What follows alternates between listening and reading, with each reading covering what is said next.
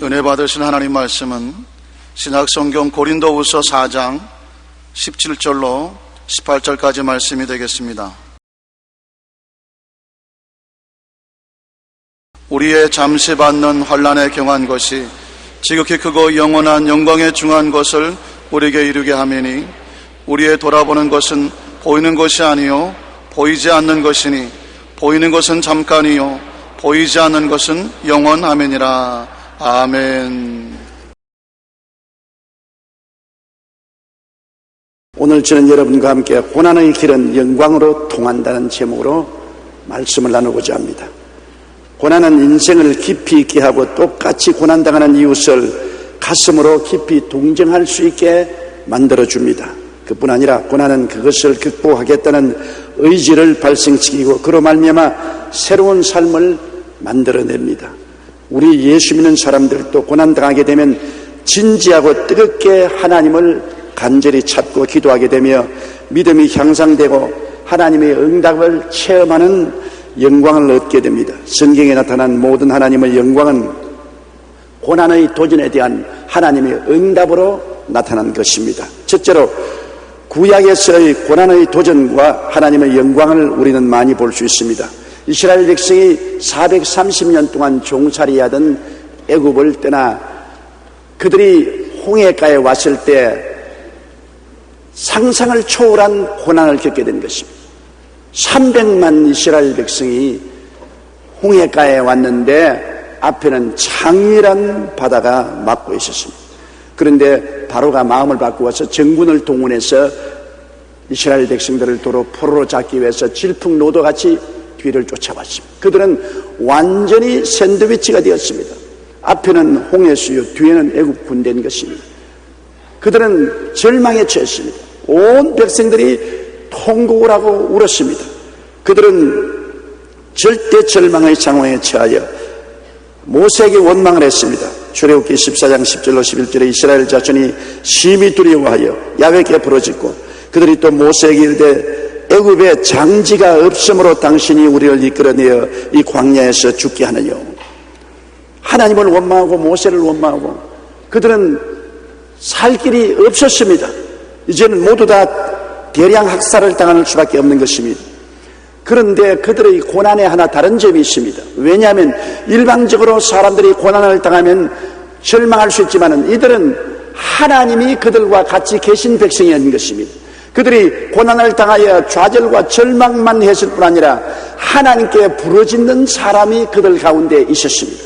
일반적인 백성들은 다 원망하고 불평했지만 그 중에 지도자된 모세는 하나님을 알고 그는 하나님께 엎드려 부르짖어 기도하고 하나님의 음성을 들을 수가 있었습니다. 어떠한 고난에도 그곳에 하나님이 플러스가 되면 기적이 일어나게 되는 것입니다. 고난이 일어날 때 부르짖어 기도하지 아니하면 하나님이 역사하지 않지만 부르짖어 기도하면 하나님의 손길이 움직이기 시작하는 것입니다. 고난이 없으면 부르짖지도 아니하고 부르짖지도 아니하면 하나님의 역사도 일어나지 아니하는 것입니다. 모세가 하나님께 부르짖고 난 다음 하나님의 응답을 받아 그는 이렇게 말했습니다. 출애굽기 14장 13절로 14절에 모세가 백성에게 이르되 너희는 두려워 말고 가만히 서서 야훼께서 오늘날 너희를 위하여 행하시는 구원을 보라. 너희가 오늘 본 애굽 사람을 또다시는 영원히 보지 못하리라. 야훼께서 너희를 위하여 싸우시리니 너희는 가만히 있을지니라. 고난이 없었으면 야훼 하나님이 나타날 필요도 없습니다. 그리고 영광의 역사도 창조되지 않습니다. 고난이 있기 때문에 고난의 문제를 해결할 하나님이 나타나시고 영광의 역사가 창조된 것입니다. 모세의 기도를 통해서 하나님께서는 홍해수를 갈라놓는 전대미문의 기적을 행했을 것입니다. 들어본 적이 없는 위대한 기적인 것입니다. 바다가 갈라지다니 웬 말입니까? 이스라엘 백성이 바다를 육지처럼 건너가고 뒤를 따라온 애굽 군대 위에는 물이 덮쳐서 다 물에 빠져 죽고 마는 것입니다. 위대한 하나님의 영광이 나타나는 것입니다. 고난이 있었기 때문에 하나님의 영광도 나타났다는 것을 알아야 되는 것입니다. 고난이 없었으면 이런 영광의 기록은 성경에 남아있지 않았을 것입니다. 고난은 괴로운 것이지만 그러나 영광을 가져오는 길이 되기도 한 것입니다. 그들이 광야로 들어가서 사흘 길을 걸어갔는데 물이 없어요. 또 고난에 처했어요. 태양은 내리 쬐이지요. 사막길은 뜨겁지요. 온몸의 수분은 다 증발되어 목이 타고 입술이 불어텄습니다. 그들은 물을 달라고 아우성을 쳤습니다. 그런데 연못 물을 발견했는데 뛰어가서 마시보니 물이 써서 마실 수가 없습니다. 설상가상입니다. 고난이 다가왔는데 물을 발견하나 물은 써서 마실 수가 없습니다. 그들은 좌절과 절망에 처했습니다. 또다시 이스라엘 백성들은 외쳤습니다. 몸부림을 쳤습니다. 모세야, 물을 달라, 물을 달라. 고난이 다가왔습니다. 인간의 힘으로 해결할 수 없는 고통인 것입니다. 그러나 하나님께는 놀라운 기회가 다가오는 것입니다. 고난이 없으면 영광도 없습니다. 어려움을 당하지 아니하면 하나님의 역사가 나타날 기회도 없는 것입니다. 그래서 출애굽기 15장 25절에 모세가 야훼께 부르짖었더니 야훼께서 그에게 한 나무를 지시하시니 그가 물에 던지며 물이 달아졌더라. 하나님은 이미 그 고난이 다가오고 모세가 기도할 것을 알고서 예비해 놓으신 것입니다. 그 썬 연못물 곁에 나무가지가 있어서 나무가지를 꺾어 던지니 물이 중화가 되어 달라진 것입니다. 이것은 무엇을 의미하는 것입니까? 썬 물이 있으면 물을 달게 하는 나무가지도 곁에 있다는 것입니다. 하나님은 문제 해답을 언제나 우리 곁에 예비하고 계신 것입니다. 우리가 하나님께 부르짖지 아니하면 해답도 안 나타내 주시지만은 부르짖으면 문제의 해답을 발견하게 해주시는 것입니다. 문제가 있으면 해답도 멀리 있지 않는 것입니다. 또 문제가 있어야 하나님의 영광이 나타나는 것입니다. 영광은 고난을 통해서 나타나는 것입니다. 그들이 광야에 들어왔을 때 정말 어려운 고통에 처했습니다. 300만 명이 갑자기 애굽에서 떠나왔는데 먹을 양식을 준비하지 않고 왔습니다. 양식을 준비한들 300만이 메뚜기처럼 먹어 적히는데 그 양식을 또 어떻게 감당합니까? 그들은 광야에서 이제 굶어 죽게 된 것입니다. 출애굽기 16장 2절로 3절에 이스라엘 온 회중이 그 광야에서 모세와 아론을 원망하여 그들에게 이르되 우리가 애굽 땅에서 고기 가마 곁에 앉았던 때 떡을 배불리 먹던 때 야훼의 손에 죽었다면 좋았을 것이라.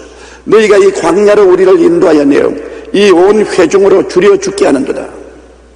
먹을 것이 없으니 굶어 죽을 수밖에 없죠. 상상을 초월합니다. 300만 명을 어떻게 삼시세때를 배불리 먹일 수가 있겠습니까? 가장 절망에 부딪혔습니다. 그러나 언제나 우리가 알아야 될 것은 절망은 하나님이 나타날 기회가 된다는 것입니다. 인간이 할 수 있는 일에는 하나님이 나타날 필요가 없어요. 인간이 할 수 없을 때 하나님이 나타나시는 것입니다. 그들이 이제는 모두 다 죽을 수밖에 없다고 생각했을 때 하나님을 찾으니까 하나님의 기적이 나타나는 것입니다. 출애굽기 16장 4절에 때 야훼께서 모세에게 이르시되 보라 내가 너희를 위하여 하늘에서 양식을 비같이 내리리니 백성이 나가서 일용할 것을 날마다 거둘 것이라. 역사상에 체험하지 못한 위대한 기적인 만나가 내리는 역사가 일어나는 것입니다. 이것은 그들이 광야에서 양식을 구하지 못하고 절망에 처하는 고난을 당했기 때문에 그에 대한 해답으로 하나님의 영광이 나타나고 만나가 임한 것입니다. 그들이 한때는 또 고기를 달라고 부르짖으니까 하나님께서 메추라기를 보내어서 비와 같이 메추라기가 그들 진에 떨어지게 하므로 그들이 배불리 고기를 먹을 수 있게 한 것입니다. 신명기 8장 15절로 16절에 너를 인도하여 그 광대하고 위험한 광야 곧 불뱀과 전갈이 있고 물이 없는 간조한 땅을 지나게 하셨으며 또 너를 위하여 물을 굳은 반석에서 내셨으며 내 열조도 알지 못하는 만나를 광야에서 내게 먹이셨나니 이는 다 너를 낮추시며 너를 시험하사 마침내 내게 복을 주려 하심이었느니라 하시니라. 주님의 뜻은 우리가 고난당하여 파멸당하는 것이 아닙니다. 고난을 통해서 깨어지고 연단받고 회개하고 하나님께 부르짖는 기도를 함으로 주의 영광을 나타내어서 마침내 고난이 변하여 복이 되게 하려는 것이 하나님의 뜻인 것입니다.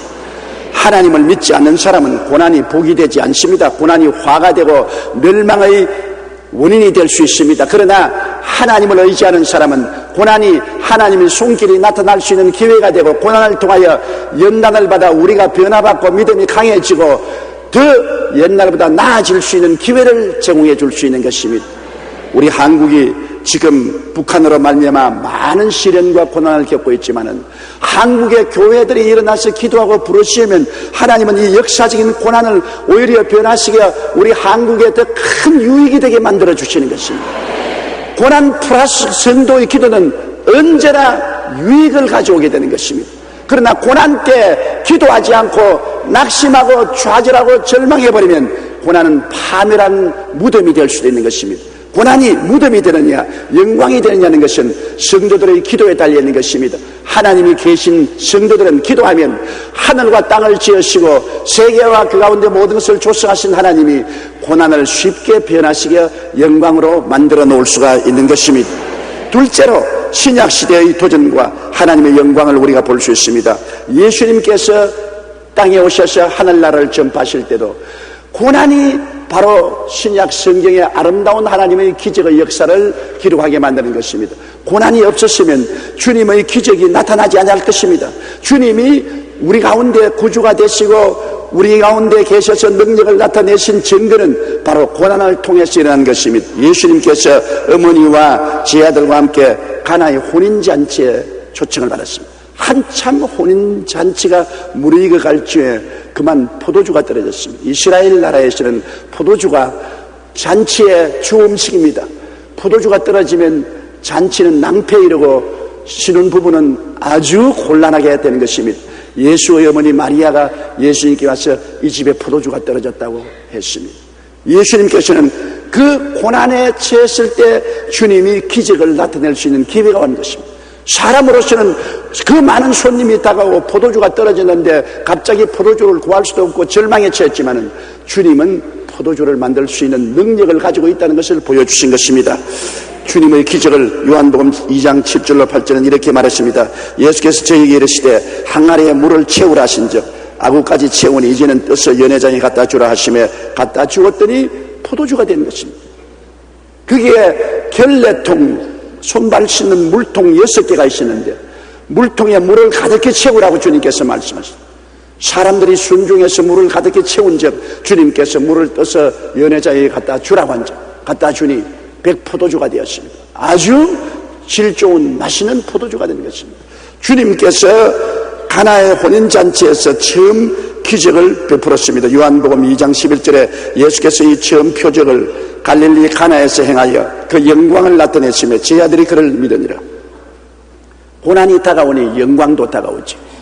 어려움이 다가오니 그리스도의 능력이 나타나지. 여러분 영광을 체험하고 싶으면 고난을 두려워하지 말아야 되는 것입니다. 고난의 터널을 지나면 영광이 기다리고 있습니다. 고난의 깊은 산골짜기에 떨어지면 영광의 높은 산꼭대기도 다가오는 것입니다. 고난을 피하면 영광도 다가오지 않습니다. 고난이 없으면 하나님의 능력도 나타나지 않는 것입니다. 모든 하나님의 영광은 고난을 통해서 나타나며 고난은 영광으로 가는 길목에 있다는 것을 알아야만 우리는 하는 것입니다. 성경에 보면 나사로의 죽음은 마르다와 마리아에게는 거대한 비극이었습니다. 조실 부모하고 오라버니 나사로를 의지하고 사는 베다니아의 가난한 한 집안이었습니다. 그들은 형제간에 너무나 오손도손 잘 살았습니다. 그렇기 때문에 예수님도 나사로와 마리아와 마르다를 사랑하셔서 예루살렘에 오시면 곧 저녁이 되면 베다니로 와서 그 집에서 묵고 그 가족들을 축복해 주었습니다. 근데 한 번은 예수님께서 요단강 건너편에 멀리 계실 때 나사로가 병들었습니다. 자매가 오빠가 병들며 예수님께 빨리 서신을 띄웠습니다. 나사로가 병들었으니 빨리 와서 고쳐달라고. 그러나 예수님은 그 편지를 받고도 오지 않으셨습니다. 나사로는 죽었고 무덤에 들어간 지 나흘이 되었었습니다. 예수님께서 왜 오지 않으셨습니까? 나사로가 죽는다는 그 처절한 절망이 와야 예수님이 부활이요 생명인 것을 증명할 수가 있기 때문인 것입니다. 죽는 사람이 있어야 살리는 기적을 나타낼 수 있지. 자 살아있으면 예수님이 부활이요 생명인 기적을 나타낼 수가 없기 때문인 것입니다. 요한복음 11장 4절에 예수께서 들으시고 가라사대 이 병은 죽을 병이 아니라 하나님의 영광을 위함이요 하나님의 아들로 이를 인하여 영광을 얻게 하려 합니다. 죽어야 하나님의 영광이 나타나고 죽은 사람이 있어야 예수님이 부활시킴으로 하나님의 아들이 영광을 받을 수가 있다는 것입니다. 그러므로 고난은 영광으로 통하는 길이 되는 것입니다. 예수님께서는 오셔서 죽은 지 나흘이 되는 나사로의 무덤가에 서셔서 무덤의 돌을 옮기라고 했습니다. 마르다와 마리아는 고개를 흔들었습니다. 주님, 이미 오라버니가 무덤에 들어가서 죽은 지 나흘이 되어 썩은 냄새가 나나요? 사람에게는 썩은 냄새가 나니 이제는 끝났습니다만 하나님에게는 죽은 지 하루 되나 이틀 되나 사흘 되나 나흘 되나 천년이 되나 만년이 되나 관계없습니다. 하나님은 무에서 유를 창조하는 하나님이기 때문에 말 한마디면 무슨 일이니 생겨날 수 있습니다. 바로 그것을 증명하기 위해서 나사로가 죽어서 나흘이 되어 무덤에 들어가서 썩은 냄새가 나도록 기다리신 것입니다. 예수님께서 나사로야 나오라 말 한마디 하시며 나사로는 살아서 싱싱하게 일어나서 나오게 된 것입니다. 그 자리에서 예수님이 보라 나는 부활이요 생명이라고 말했습니다. 이를 통해서 예수님은 마지막 때 주께서 호령과 천사장의 고함과 하나님의 나팔로 진이 하늘로 쫓아 강림하실 때 일어나라고 말하면 주 안에서 죽은 자가 수천 년 된 무덤에서도 일어날 것을 보여주신 것입니다. 주님은 부활이요 생명인 것입니다. 예수님 말 한마디에 어떤 죽은 사람도 다 살아나는 것입니다. 그러므로 예수를 구주로 모신 사람에게 죽음은 하나의 그리스도의 영광이 나타나는 기회가 되는 것이지 절망이 될 수 없다는 것을 보여주신 것입니다. 인간의 절대 절망인 죽음도 예수님 앞에서는 아무것도 아닙니다. 예수님께서 십자가에 올라가셔서 우리의 죄를 짊어지시고 마귀와 세상을 그 몸에 담당하시고 질병과 저주와 죽음을 담당하시고 십자가에서 몸을 찢고 피 흘려 죽으셨습니다. 사람들은 예수님이 이제 끝장났다고 생각했습니다. 제자들도 그들의 소망이 다 끝나고 좌절과 절망만 다가왔다고 생각했습니다. 로마 군인들은 예수 그리스도를 죽이고 그 밑에서 도박을 했습니다. 제사장이나 바리새인이나 사두개 교인들은 축배를 올렸습니다. 예수님을 따르는 사람들은 좌절과 절망하여 모두 다 뿔뿔이 헤어졌습니다. 그러나 예수님이 무덤에 들어간 지 3일 만에 무덤 문을 헤치고 부활해서 일어나 버리고 마는 것입니다. 예수님이 죽었기 때문에 부활할 수 있는 것입니다. 예수님이 죽지 않았으면 부활의 역사가 일어나지 않습니다.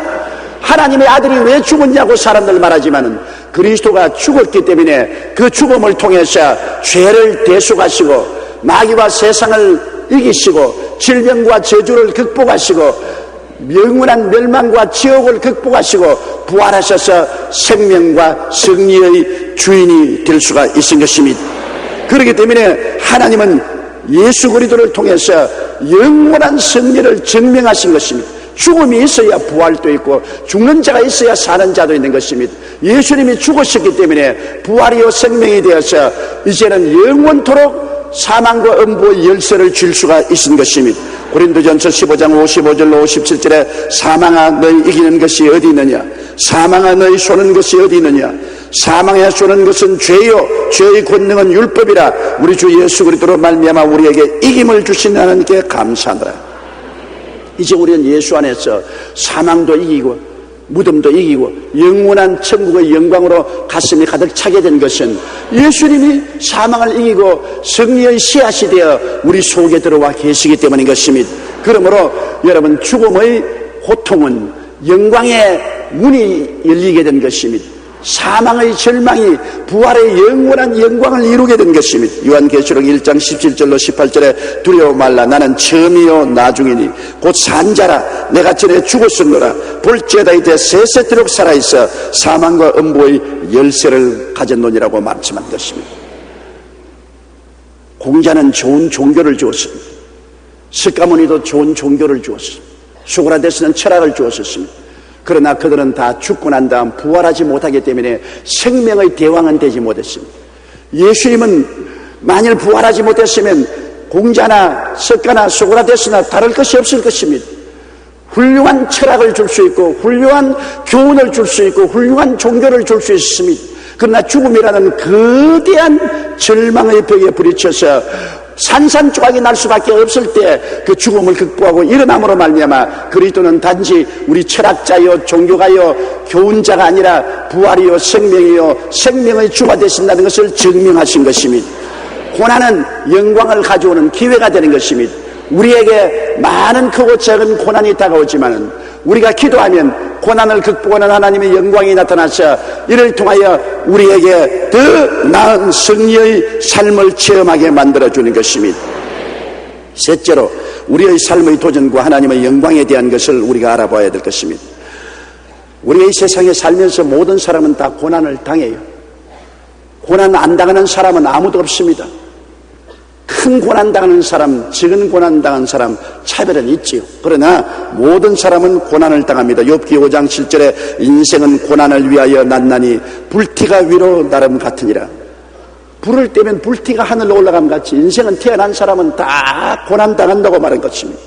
우리가 또 죄를 지으면 하나님께서 회개하고 깨닫게 하기 위해서 고난을 당하게 하겠다고 말씀한 것입니다. 호세아 5장 15절로 6장 1절에 보면 내가 내 곳으로 돌아가서 저희가 그 죄를 뉘우치고 내 얼굴을 구하기까지 기다리리라. 저희가 고난을 받을 때 나를 간절히 구하여 이르기를 오라 우리가 야훼께로 돌아가자. 그렇게 말할 것이라는 것입니다. 사람이 등 따쓰고 배부르면 하나님 찾지 않지 않아요. 고통스럽고 괴로우면 우리 하나님께로 돌아가자 외치지 않아요. 하나님께서는 우리가 죄짓고 불의하고 추악할 때는 우리에게 얼굴을 돌이키고 우리를 광야로 던져버리면 그 고난 중에서 회개하고 하나님께로 돌아온다고 말한 것입니다. 그러면 하나님께서는 우리 고난을 알고 계실까요? 많은 사람들은 자기를 내가 고통당하는 건 누가 알아주랴? 하나님도 몰라줄 것이다. 내가 외친들 하나님이 누가 알고서 응답해 주겠냐고 말하는 것입니다. 그러나 우리가 늘 알아야 될 것은 우리의 머리털 수도 다 하나님은 헤아리고 계시기 때문에 우리가 당하는 고난의 크고 작은 것을 모두 다 알고 계신다는 것입니다. 이사야 40장 27절로 31절에 야곱아 내가 어찌하여 말하며 이스라엘에 내가 어찌하여 이르기를 내 사정은 야훼께 숨겨졌으며 원통한 것은 내 하나님께서 수리하심을 받지 못한다느냐 너는 알지 못하였느냐 듣지 못하였느냐 영원하신 하나님 야훼 땅끝까지 창조하신다는 피곤치 아니하시며 곤비치 아니하시며 명철이 한이 없으시며 피곤한 자에게는 능력을 주시며 무능한 자에게는 힘을 더하시나니 소년이라도 피곤하며 곤비하며 장정이라도 넘어지며 자빠지되 오직 야훼를 앙망하는 자는 새 힘을 얻으리니 독수리의 날개치며 올라감 같을 것이요 다른 박질하여도 곤비치 아니했고 그래가도 피곤치 아니하리라고 말씀한 것입니다. 하나님은 내 사정을 모른다. 나의 슬픔과 고통은 하나님께 감추어졌다고 말할지라도 하나님은 모두 다 그 사실을 알고 계신다고 말한 것입니다. 그러므로 야훼를 앙망하면 하나님이 들어주시겠다는 것입니다. 제가 목이 많이 쉬었잖아요. 이번 집회 얼마나 더운지 화로통 같았습니다.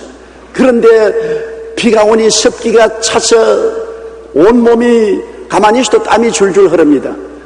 그리고 또 바람은 얼마나 부는지 운동장에서 바람을 하도 마셔서 목이 다 쉬어버렸습니다. 그런데 마음이 안타깝지 않아요? 3년 동안 홍콩에는 부흥회가 없었습니다. 이제 홍콩에 사는 사람들에게 그리스도의 복음을 전가하려고 하는데 마침 우기에 왔기 때문에 비가 얼마나 줄기차게 오는지 말도 다 알 수 없어요. 그래서 제가 하나님이 이 사정을 알까? 하루 종일 방 안에 엎드려가지고서 기도만 하고 하나님이 이 사정을 알까? 이 집회는 하나님 집회인데 왜 내 혼자만 답답하게 하느냐? 하나님이 이 사정을 알고 주님이 비를 좀 중지해 줘야 되지 않겠습니까? 그러고 난 다음에 제가 기도를 하고 창문을 여는데 아주 비가 내리고 있어요. 집회 시간은 다가오는데 내 속으로 하나님이 사정도 모르신다. 나 혼자만 답답해야 되겠다. 그런데 갑자기 내 앞에 독수리 2마리가 날라오더니만 내 앞에서 호텔 앞에서 빙빙 돌면서 자꾸 높은 하늘로 올라가요. 아주 새카맣게 구름 속으로 감춰져서 올라가요. 그런데 성령께서 내 속에 말씀하기를 독수리가 하늘로 올라가는 거 봤지?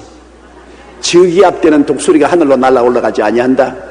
고기압이 오면 상승하는 기류를 따라서 그 독수리가 자꾸 올라가기 때문에 내가 바람을 보내어서 이미 고기압을 만들어서 저기압 구름이 떠나가게 만들어 놓았다.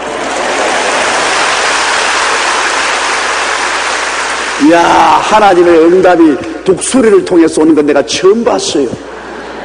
완전히 마음이 저기압이 되어 있는데 내 마음이 독수리 보고 고기압이 되어버리고 말았었습니다. 독수리가 절대로 구름이 내려앉고 저기압이 될 때는 상승하는 기류가 없기 때문에 하늘로 안 올라간다. 그런데 방금 비가 오는데도 독수리 2마리가 자꾸 내 앞 호텔에서 날라서 하늘 끝까지 올라간다. 왜 홍콩 시내에 갑자기 독수리 2마리가 나타납니까? 그리고 다른 데서 올라가지 않고 내 눈앞에서 올라갑니까? 하나님께서 너 사정 내가 안다. 봐라. 고기압이 된다. 저기압은 사라지고 기압이 하늘로 상승하기 때문에 구름이 높이 뜨게 되고 비는 안 온다. 그런데 아닌 게 아니라 집회 전까지 오던 비가 집회 장소에 들어가니까 비가 그쳤습니다. 이게 큰 기적이었었습니다. 다른 병낫는 기적은 아무것도 아니에요. 이튿날 저녁에도 한 가지입니다. 차 타고 바로 집회 장소로 가는데 비가 쏟아지기 시작해요. 그래서 아유 하나님, 어제는 비가 안 왔는데 이제 집회 장소를 들어가는데 왜 비가 옵니까? 마음속에 성령께서 하나님의 자연 에어 컨디셔닝이다. 비가 안 오면 오늘 더워서 설교 못한다. 시원한 비가 한 줄기 쏟아져야 된다. 아닌 게 아니라 비가 안 오면 더워서 설교 못해요. 너무 더웠어. 근데 비가 오면 싹 오고 나니까 시원하지요. 앉은 사람이 다 자연 비를 맞고서 시원해지는데 그 다음 강대에 올라가니까 바람이 부는데 몇 가지 안 남은 내 머리털도 다 바람에 다 날렸어. 시원하게 말씀을 전할 수 있어요. 물론 바람을 많이 마셔서 저희 목은 쉬었지만은 하나님께서 우리 사정을 모른다고 생각할 때가 많은데 실제는 하나님이 우리의 생각하고 일어서고 앉는 것까지 다 알고 계신다는 것을 늘 증명해 주시는 것입니다. 주님은 어떻게 하실 줄 주님 다 알고 계셔요. 한 번은 예수님께서 제 아들 데리시고 베세다 광야에 갔는데 남자만 5,000명, 여자가 2만 함께 모여왔습니다. 말씀을 듣고 해그름이 되니까 그들이 다 배가 고파 절절맵니다. 그때 주님께서 제 아들을 불러셨습니다. 성경은 이렇게 말하고 있습니다. 요한복음 6장 5절로 6절에 예수께서 눈을 들어 큰 무리가 자기에게 오는 것을 보시고 빌립에게 이르시되 우리가 어디서 떡을 사서 이 사람들로 먹게 하겠느냐 하시니 이렇게 말씀하시면 친히 어떻게 하실 것을 아시고 빌립을 시험코자 하십니다. 우리가 문제를 당할 때는 주님이 어떻게 해결할지 알고 계십니다. 어떻게 해결할지 알고 계심에도 불구하고 우리를 시험해 보시는 것입니다. 너가 진짜로 믿느냐 안 믿느냐, 진짜로 긍정적인 태도를 취하느냐 아니냐, 진짜로 하나님이 간섭해 줄 것을 기대하느냐 안 하느냐 주님께서 시험해 보시는 것입니다. 빌립은 낙제했지요. 주님, 이 많은 사람을 먹이려면 많은 돈이 필요한데 선박 300데나리나 되는 돈이 필요한데 우리에게는 그 돈이 없습니다. 광야입니다. 시간도 늦고 떡 살 곳도 없습니다. 못 먹입니다. 빌립은 낙제했지요. 그러나 안드레는 광야에 예수님이 계신 것을 바라보고 그는 그리스도가 기적을 행할 수 있다는 것을 믿고 꿈을 가지고 기대했기 때문에 보리떡 5개와 물고기 2마리를 구해서 예수님께 가져오시니 예수님이 기쁘게 축복하사 이를 나누어 주니 그 모든 사람들이 다 배불리 먹고 12바구니를 남게 하신 것입니다. 주님은 어떻게 하실지를 알고 계신 것입니다. 여러분 개인, 가정, 생활, 자녀, 사업의 모든 문제에 부딪혔을 때 주님은 어떻게 하실 줄을 알고 계십니다. 그러나 주께서는 여러분 사정을 다 알고 어떻게 하실 줄 알고 계시지만은 여러분이 하나님께 부르짖어 기도하고 믿어주기를 고대하고 계신 것입니다. 여러분이 꿈을 가지고 믿음을 가지고 기적을 기대하고 나오기를 기대하고 계신 것입니다. 그렇기 때문에 여러분 문제를 당했을 때 이미 해결 방책은 있다는 것을 알아야 되는 것입니다. 마라의 쓴 연못물에 이스라엘 백성이 갔었을 때 연못물만 쓴 것이 아니라 주님은 이미 물을 달게 한 나무도 그 옆에 나서 기다리게 만들어 준 것입니다. 기도하지 않을 때 눈에 안 보였죠. 그러나 그 기도하니까 모세의 눈을 열어서 그 나무가지를 보여주어서 나무가지를 그 물에 던졌지 않습니다. 원망하고 불평하고 탄식하면 쓴물밖에 안 보입니다. 그러나 그 좌절과 절망에서 하나님의 기적을 바라보고 꿈을 가지고 믿고 기도하면 해답도 눈앞에 보이게 되는 것입니다. 하나님은 해답 없이 문제를 우리에게 보내지 않습니다. 문제가 오면 해답도 반드시 온다는 것을 알게 되시기를 주의 이름으로 축원합니다. 그러므로 주님께 맡기고 문제가 생길 때는 우리가 기도해야 되는 것입니다. 왜? 고난은 영광으로 통하는 길이기 때문에 그 고난을 통할 때는 영광이 오도록 기도를 해야 됩니다. 기도가 영광이 오는 파이프가 되는 것입니다. 시편 37편 5절로 6절에 너희 길을 야훼께 맡겨라. 저를 의지하면 저가 이루시고 내 의를 빛같이 나타내시며 내 공의를 정오의 빛같이 하시려고 말씀하신 것입니다. 고린도전서 10장 13절에 오직 하나님은 미쁘사 너희가 감당치 못할 시험당함을 허락지 아니하시고 시험당할 점에 또한 피할 길을 내서 너희로 능히 감당케 하시나니라. 시험이 오면 피할 길도 하나님이 예비하신다는 것입니다. 시험만 오면 우리가 시험에 빠져 절망하고 말죠. 그러나 기도하면 피할 길도 주님이 눈에 보여지게 해주신다는 것입니다.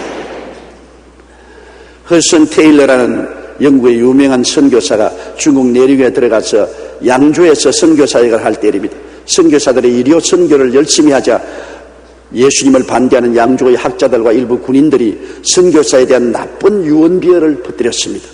그 결과 사람들 사이에는 선교사들이 죽어가는 사람들이 누나를 도려내고 어린아이들을 잡아먹으며 아이 변 여자의 배를 갈라서 그것으로 약을 만든다는 터무니없는 소문을 퍼뜨렸습니다. 이 말을 들은 사람들은 분노해서 폭도로 변했습니다.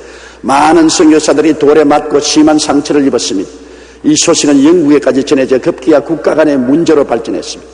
엎친 데 덮친 격으로 영국에 있는 허드슨 테일러가 이끄는 중국 내륙 선교회가 군함을 앞세우는 선교회로 알려져 선교 후원금마저 대폭 줄어졌습니다.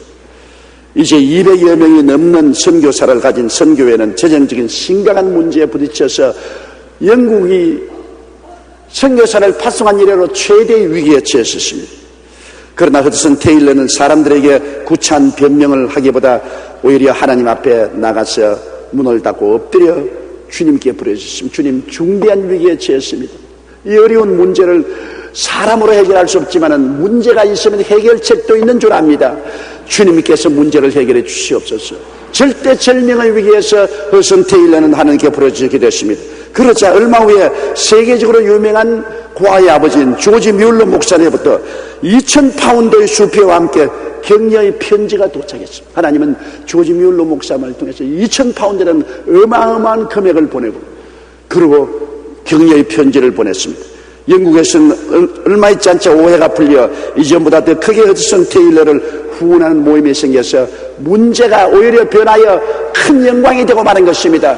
옛날에는 허드슨 테일러가 중국 내지에 선교하는 것조차 몰랐는데 이것이 신문에 나고 소문이 났기 때문에 온 영국이 다 알고 그 다음 영국 교회가 기도하기 시작하고 더 많은 후원금을 보내서 내지 선교가 크게 부흥할 수 있는 것입니다. 우리가 어떤 고난을 만난다 할지라도 하나님께서는 다 알고 계십니다. 그러므로 기도로 하나님께 매달리고 기다리면 문제 해결은 하나님이 해주시는 것입니다.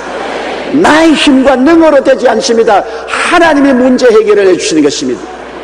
제가 홍콩에서 늘 그런 기도를 했습니다. 하나님, 나는 기도할 뿐입니다.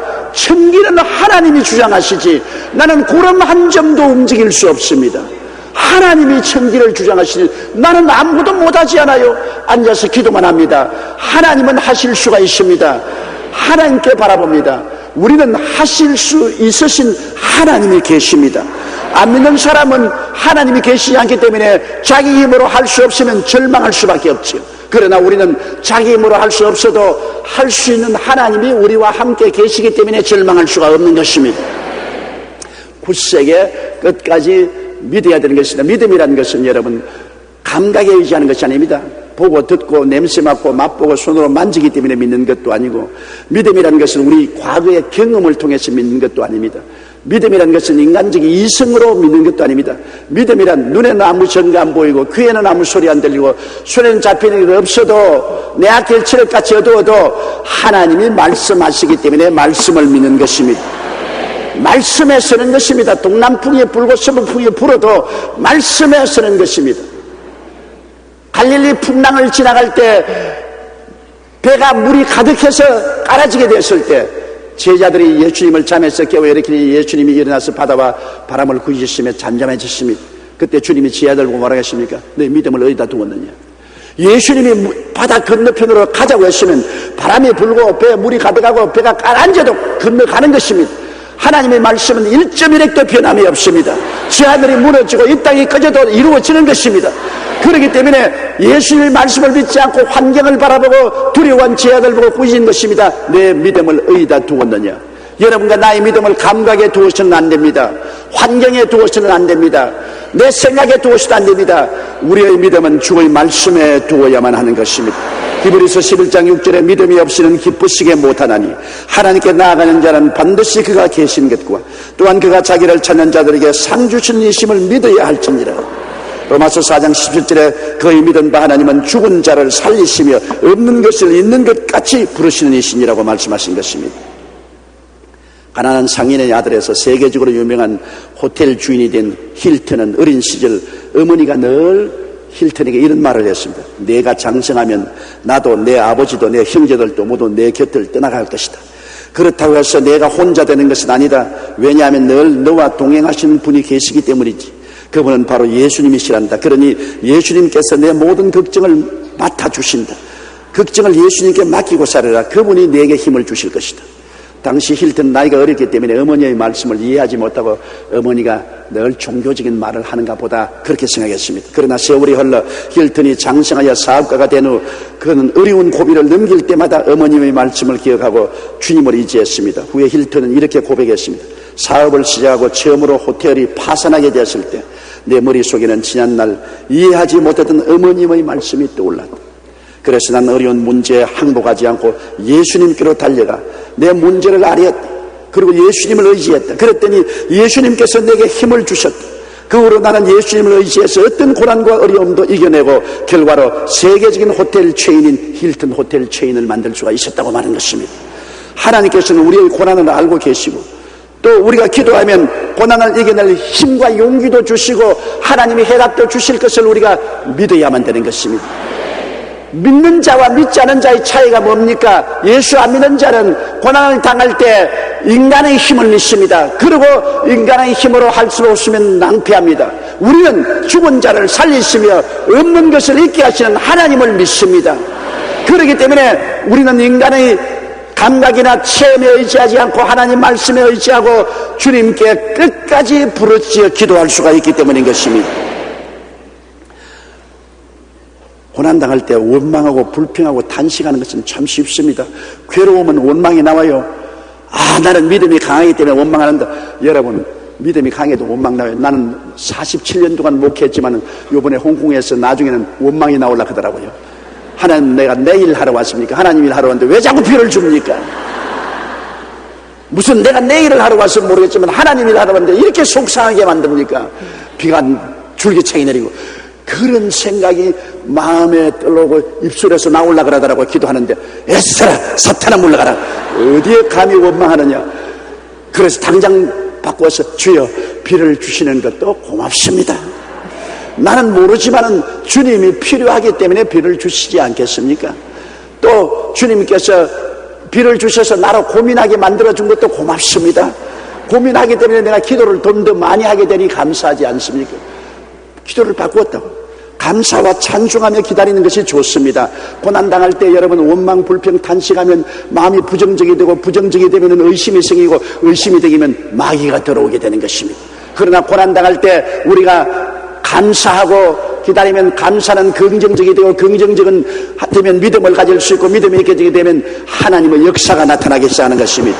로마서 5장 3절로 4절에 우리가 환난 중에도 즐거워하나니 환난은 인내를 인내는 연단을 연단은 소망을 이루는 줄 알미로다.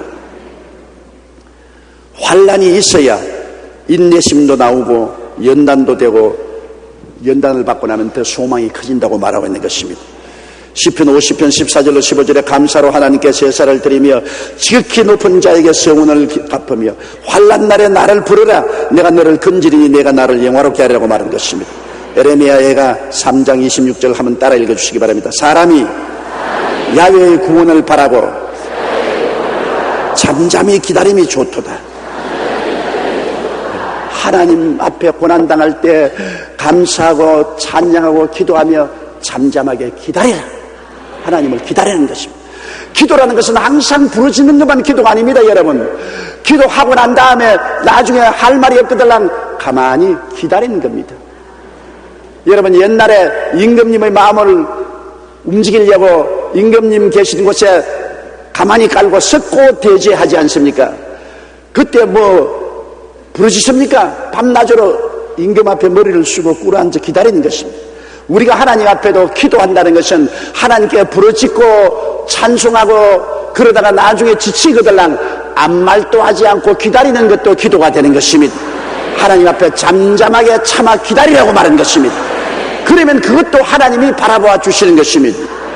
영국 사이스 웰스의 한 적은 탄광촌에서 갱이 무너져 14명의 광부가 갱 속에 갇히는 사고가 발생했습니다. 인명 구조된 그들을 구하기 위해 땅을 파내려 갔지만 사흘이 지나도 그들을 발견되지 않았습니다. 이미 시체로 변했을 거라고 사람들은 탄식했습니다. 근데 나흘째 되는 날 어디선가 희미한 소리가 들려오기 시작했습니다. 귀를 기울이고 들으니까 찬송가 소리가 들립니다. 예로부터 도움 되시고 내 소망 되신 주, 이 세상 풍파 중에도 늘 보호하시리.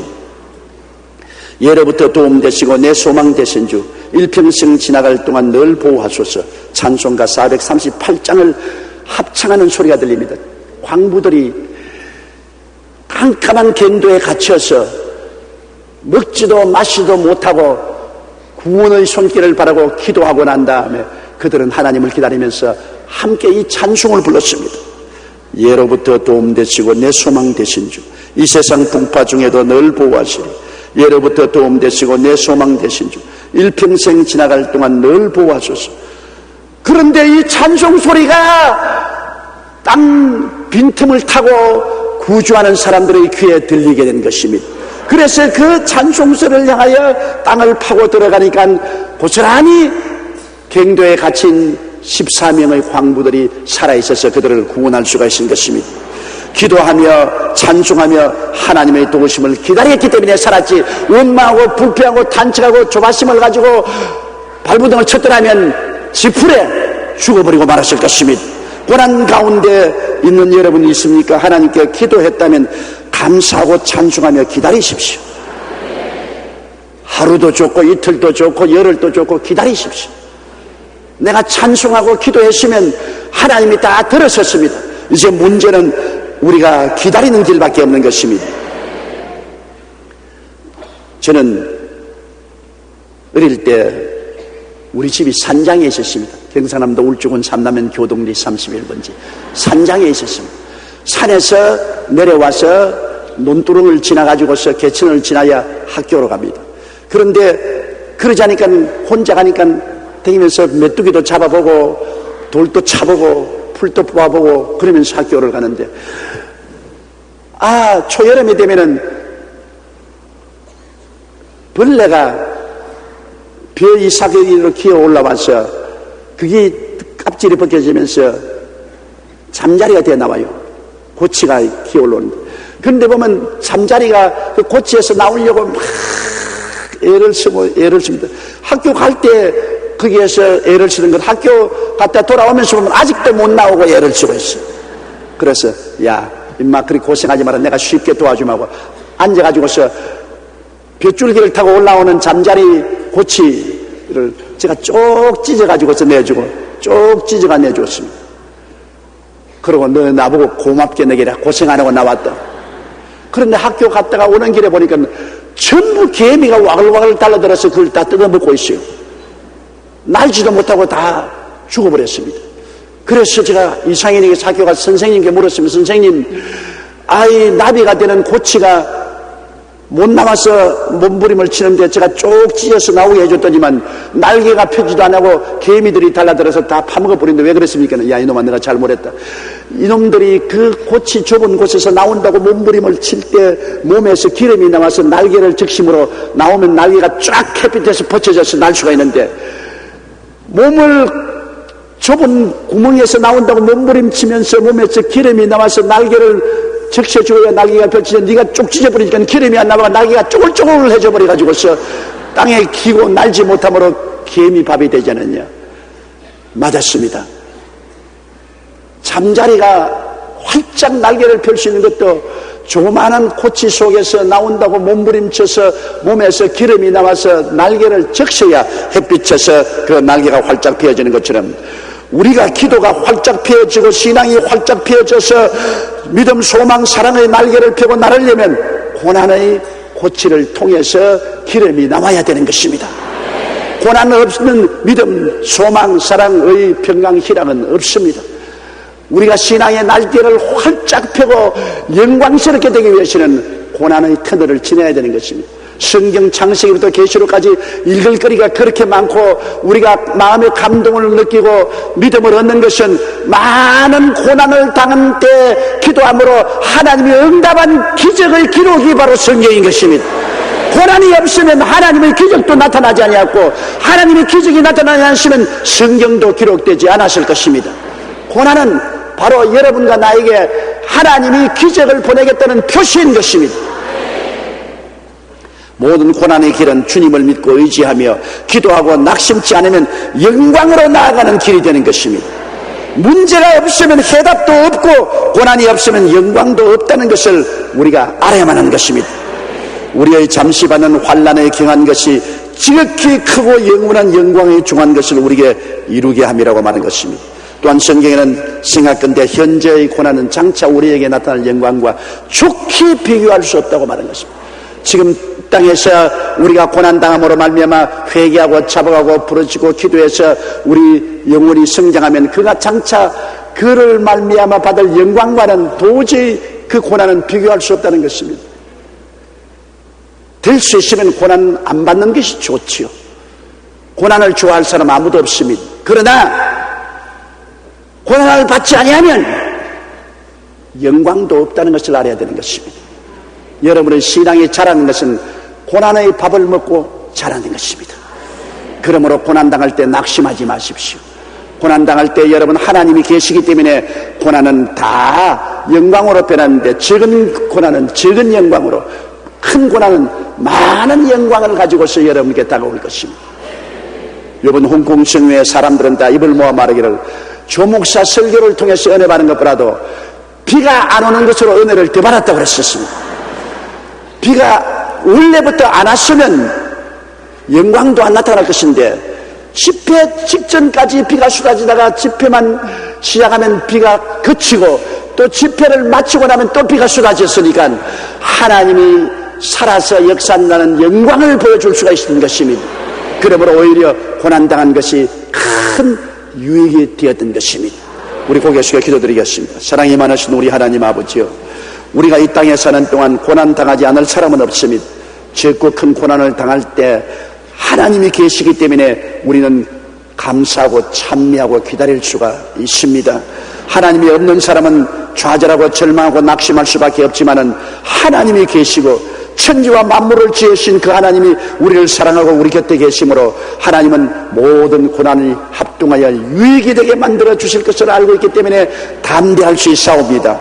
아버지 하나님, 우리 성도들 중에 고난을 당한 자가 많이 있습니다. 크고 작은 고난 당할 때 하나님 앞에 엎드려 기도하게 도와주시옵소서. 낙심하지 말고 믿음으로 기도하고 하나님께 기다리게 하여 주시옵시고 하나님의 영광을 체험하게 도와주시옵소서. 예수님 이름으로 기도드리옵나이다. 아멘.